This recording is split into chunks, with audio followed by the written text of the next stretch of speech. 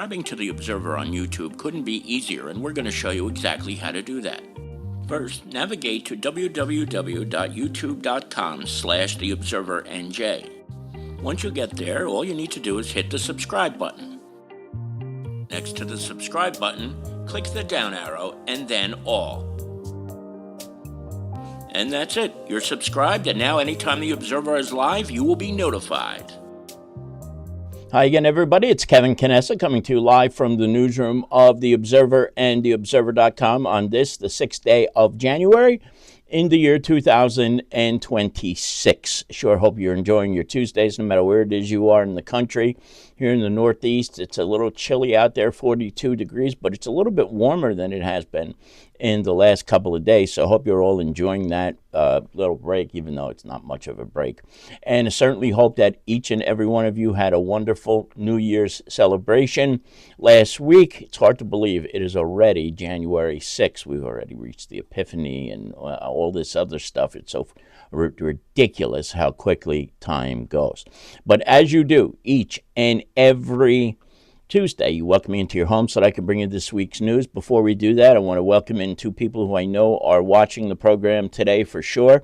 That is my dear friend Bill Scarterfield, who is out in Arizona enjoying whatever the temperatures are there, which are definitely better than ours are. Good to see you, Billy. And Manny, my other dear friend here is Manny Ventoso Jr. He is watching us from somewhere that he's doing a project, I'm sure, in the tri-state area. And I got a lot of friends today. Melanie Ryan is joining us from a couple of blocks away, as is Mary Beth Kennedy, who is also a couple of blocks away. So nice to see all of you. And then there's Lisa. Okay, now let's get on to, I'm kidding, I'm sorry. There's Lisa over in the other room, and Pat Long is also here with us as well. She's walking around the streets of Kearney delivering your mail. Man, I don't know how anybody who is a postal deliverer does this on a daily basis. I couldn't do it once. I really couldn't do it once. So I tell you what, it is really something else to see anything that a postal worker does. Thank you, Patty, for all you do. And here with us also is the mayor of North Arlington, Daniel H. Pronti, who is probably watching us from his office or his home. Mayor Pronti, it is certainly good to see you. Now, before I get on to the news, I do want to say I appreciate that everybody has prayed for my mother. Unfortunately, she is back in the hospital. She is in Newton Hospital right now, and I don't know whether they're going to move her. She was having difficulty breathing after having 3 heart procedures and her carotid artery stented. So it's been a trying month. It was a trying month for her in December, and then when I heard that they were bringing her back, it was like, you got to be kidding me. I couldn't believe that this is what was her fate, going back to the hospital. But I thank you all for your thoughts and your prayers. But I do think she's going to be all right. But I have been on call for the last couple of days. So never pretty when somebody you love is in the hospital. So I want to talk to you about something that started about a year and a half ago. And that was when the situation between the town of Kearney and Juan Barroso broke. And I think many of you who are regulars of this broadcast know that when I would come on the air anytime something was happening about Juan and his case, that I was very loud, I was very opinionated, and I said a lot of things during the course of that period of time. And I have taken some time and I looked back at a lot of the things that I did and a lot of the things that I said, and I sometimes wonder why I would do what I do. Some of it is being a very empathetic human being and having great concern for my friends and fellow men. Not just people I don't know, but I just have had that quality that was sort of taught to me by the Jesuits going back to 1984 when I was in the 5th grade to this day, and it stuck with me. But there were times where I got up to the microphone and said a lot of hurtful things about the chief of the fire department. And I want to bring you back to 1985 again, if you don't mind, for a minute. I was new to Kearney, having just moved from Jersey City. I was this very awkward 11 or 12-year-old when I first got here. And it's very hard to break into a group of people when you're that age, and friendships have bonded for 5 or 6 years, maybe even more in some cases. And so here I was, the new kid on the block. I arrived in Kearney in December of 1985. It wasn't even at the beginning of a semester. It was right smack in the middle of the 1985-86 school year when I was in the 6th grade. And a lot of the people who I first met, who have gone on to become dear friends, didn't like me at all in the beginning, and never had anything nice to say. And it was a rough patch as an 11-year-old. Looking back at it as a 51-year-old, it's like, what the hell did you care about that for? But when I first moved here, there were about 3 people who unconditionally accepted me. The first one was Kearney Library Director Josh Humphrey, who was the very first person I met. We lived literally a block away from each other, and from where I lived to his house, I could see his backyard. So Josh was the first person who ever accepted me unconditionally in the town of Kearney. The second person was Nicole McGuire, whose last name now is Newbig. Many of you know the Newbigs. She and her husband, Jimmy. Jimmy is retiring in a couple of weeks from DPW after an illustrious career with the DPW. Nicole was one of the funniest people I knew back then, and to this very day is one of the funniest people I have ever known. She used to come up with lines that would make me laugh at the most inappropriate moments and times, and that was what always made those days bearable back in 1985, 86. And the third person in that year who accepted me right from the beginning was Joe Mastandrea. Joe took me under his wing for a while when I was just not adjusting and not liking Kearney at all. So much so that I had already decided that for the 7th grade, I was going to go back to St. Anne's School on the Boulevard in Jersey City because I wanted to go back there. I just didn't want to be in Kearney at all. I hated it. And I just wanted to go back to the life that I had that was so much better and more beneficial at the time. But Joe grabbed me under his wing. There were a couple of times we went to the PBGC, and he always had something positive to say, no matter what. And those are things I have cherished for many, many, many years, and now decades, which is just kind of impossible to believe that it was 41 years ago already. So when the situation with Juan developed, while I was absolutely and vociferously hoping that he would get his job back and he would go back to being the chief fire inspector, which didn't happen, I took it to a level of, I wouldn't say absurdity, but a level that I should have never done. I should have never done. It could have cost Joe his career. And I didn't think of it at the moment. I didn't think of it while it was happening. And it's taken me this much time to really realize how bad it was and how wrong it was. Now,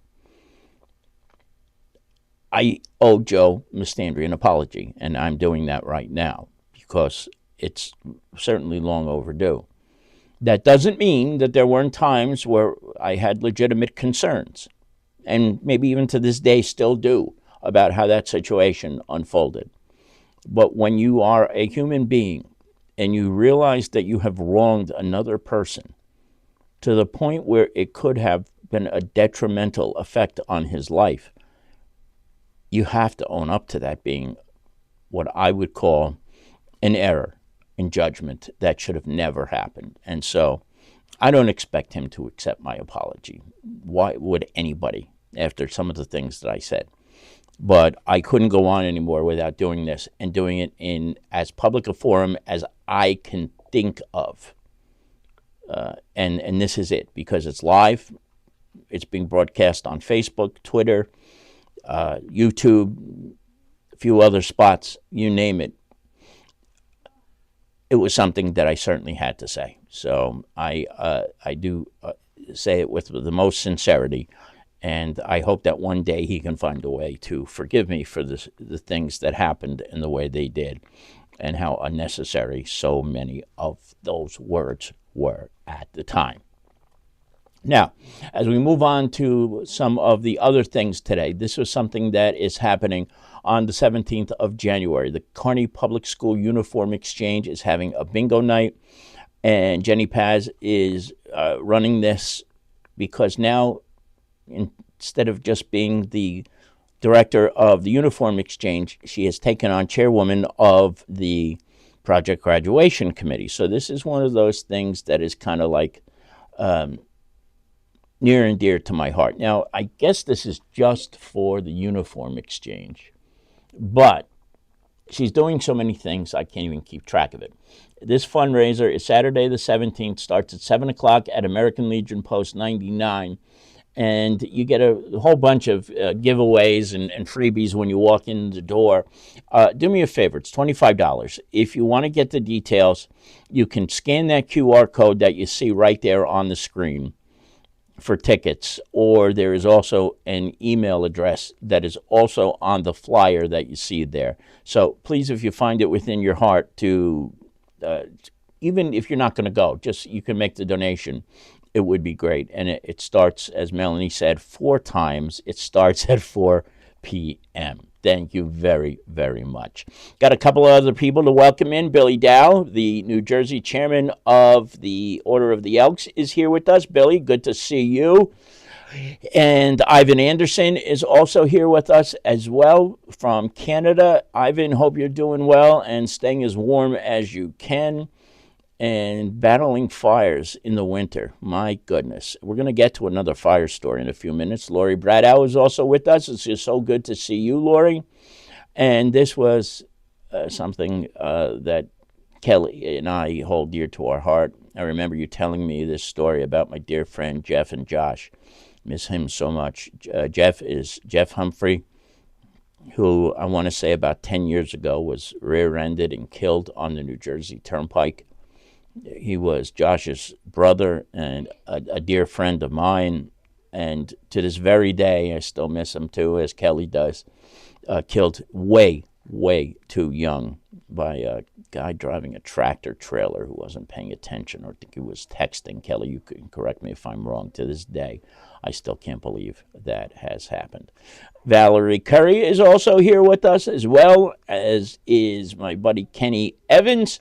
And Pat Locasto is out in beautiful Las Vegas. Hope it's not too bad out where you are, Pat. Good to see you as well. So, a couple of things broke before we were able to get it into the paper this week. And one of them was this fire that happened 2 nights ago in Lyndhurst. Police officers were dispatched to the 600 block of Lake Avenue where there was a reported fire. And before the fire department got there, 2 police officers went in. It was Vinny Diorio and Thomas Golda were both the first 2 who were there. They went in, they made sure nobody was left in the house, and they were able to use an extinguisher to put the fire out, at least until the fire department got there.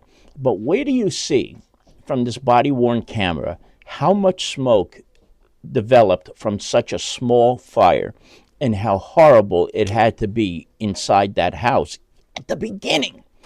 And then think that there are 2 police officers who walked in there on their own without any masks and made sure that people were removed from the fire, and they did their best to put it out. Take a look at this. This is from one of the police officers' body-worn camera from earlier this week.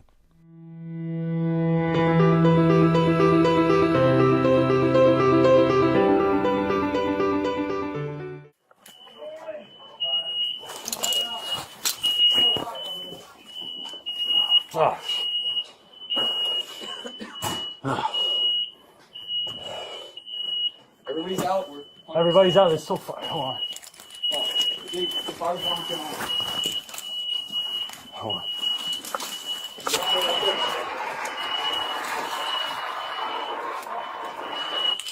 Advise the fire department to come through the back door. No, here, I got a mask.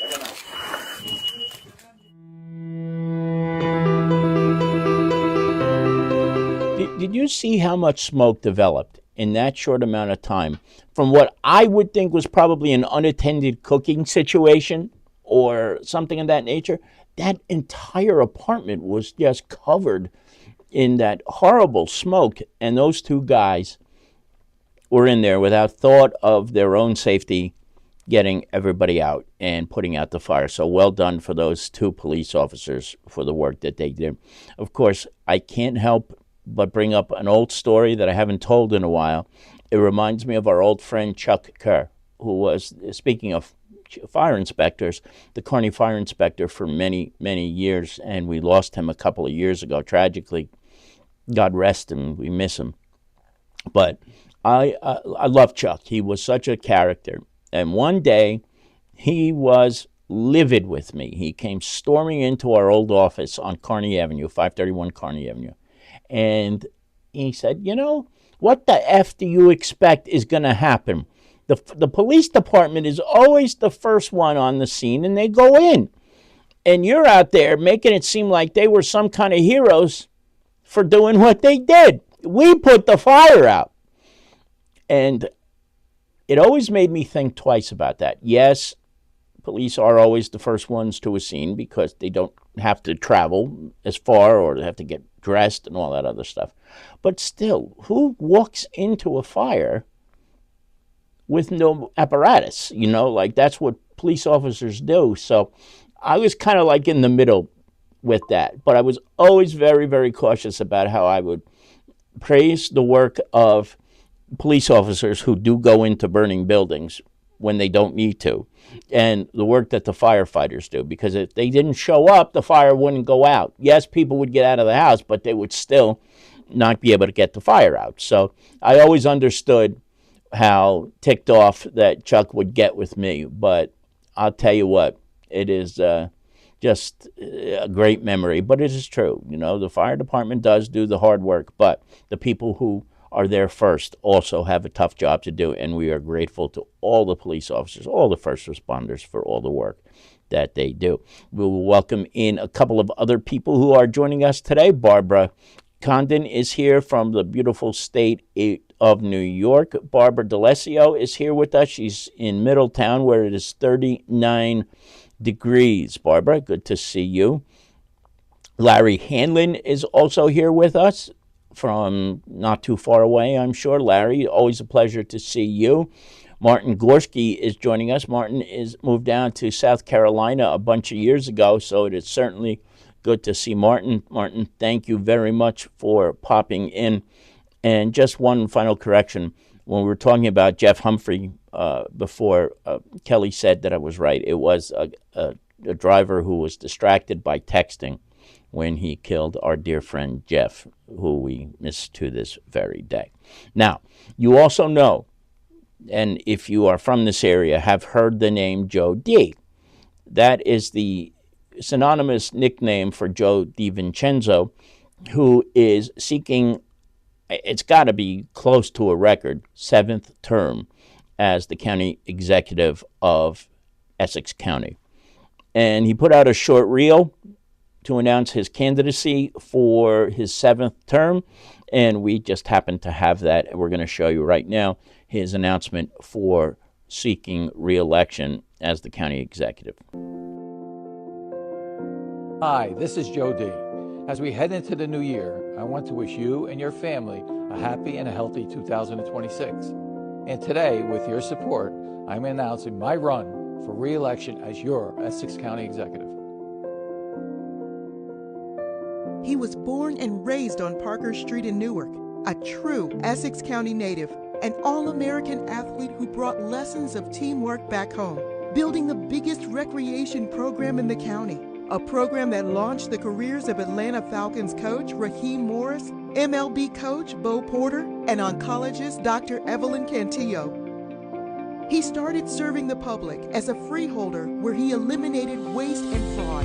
As county executive, he turned a $64 million deficit into a $100 million surplus and raised the county's bond rating from junk bond status to the highest level in Essex County history.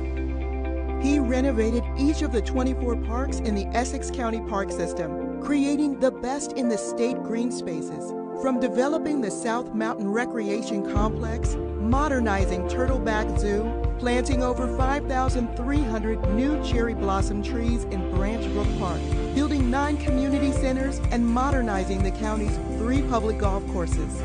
He invested in infrastructure, restoring the historic courthouse, building the Martin Luther King Jr. Justice Building and Winona Lippman Family Courthouse, and providing for 3 modern schools for our vocational students. He partnered with Newark to secure a $120 million loan to replace lead service lines, ending a decade-long public health crisis in just 2.5 years. And when we needed government the most, Joe D. responded. He spearheaded a comprehensive COVID-19 response, testing and vaccinating over 1 million residents, and providing $20 million in grants and assistance to keep our small businesses and families in their homes. Joe D. has always looked forward. He was the first elected official to endorse Governor-elect Mikey Sherrill. Working hand in hand with the Governor-elect, Joe D. is ready to deliver on the shared agenda for Essex County, lowering costs, investing in our children, and ensuring accountability for every dollar spent. That's why we need Joe D. back as Essex County Executive to keep Essex County affordable, to invest in our communities and keep our families safe, and to partner with state leadership to protect our dollars. Let's re-elect Joe D., Essex County Executive. It has been my dream to be your county executive, and I will be honored to once again serve. I hope you will consider re-electing me in 2026. Thank you. So there it is. That's Lisa smacking me in the face. But that's all right. We do other things around here, too, that you're never going to see. Or maybe you will by accident and think, what the hell is going on in that effing office? So Joe D. is looking for a 7th term, which means that his first term was in 2002. He's been a county executive for as long as I can remember. And boy, that's something else. We'll see if he wins in the next term, but I'm sure he will. He usually cruises in most of these elections. So we'll see what happens in that. Now, I just wanted to let you all know as well that there are 2 reorganization meetings tonight. One is in North Darlington and the other is in Harrison. And I know for sure that Mayor Pronti will more than likely give his State of the Borough address, which he does every year. I wanted to go, but I don't want to be in the middle of a meeting and have to run out in case, God forbid, something happens with my mother. But those are all happening tonight. And then tomorrow at 6, the town of Kearney will reorganize, where Mayor Doyle will be sworn in for her first full term as the mayor of Kearney. So we will see what happens there tomorrow at 6 p.m. at Town Hall. Just a couple of things from this week's edition of The Observer. We had 2 major crimes over the weekend, and they were certainly front page worthy. This first story that you see here was disgusting. This young man, well, I shouldn't say young man, he was in his late 40s, was driving on Route 73 in Mount Laurel Township. That's exit 4 on the turnpike. It's pretty far down there. And it's a 4-lane highway, very, very busy. And the guy had just gotten his first ever e-bike, and he did not have a helmet. He had no protective gear, and this SOB here is presumed innocent until proven guilty, but he's from California, and he fled the scene after killing this poor guy. And he had just come back from having a late Christmas celebration with his mother. And this was, I think, the 28th of December. You can check that when you read the story. So at any rate, the guy tried to get out. He left Mount Laurel, headed north, and it was a couple of days ago where the ALPRs, automated license plate readers, caught his California tag in Secaucus. And Secaucus then blasted out a be on the lookout using SPEN, which is the State Police Emergency Network radio system.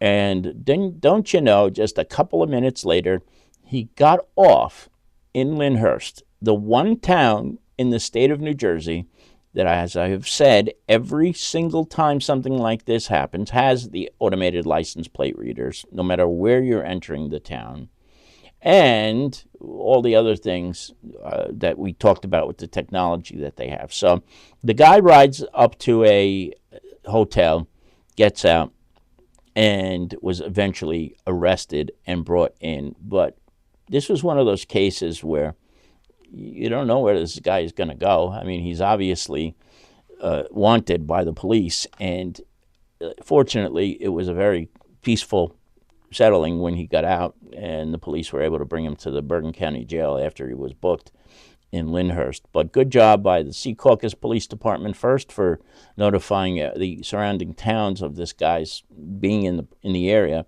and then a great job by the Lyndhurst Police Department for hauling this guy in and bringing him to justice, which is something he most certainly deserves. Read the story. You can see who the police officers were who were involved. And that's one of the things that we do and take very seriously here at the Observer. We are always going to tell you who the good guys are and focus on them over the bad guys. And their names will always be shouted out whenever they make good and significant collars.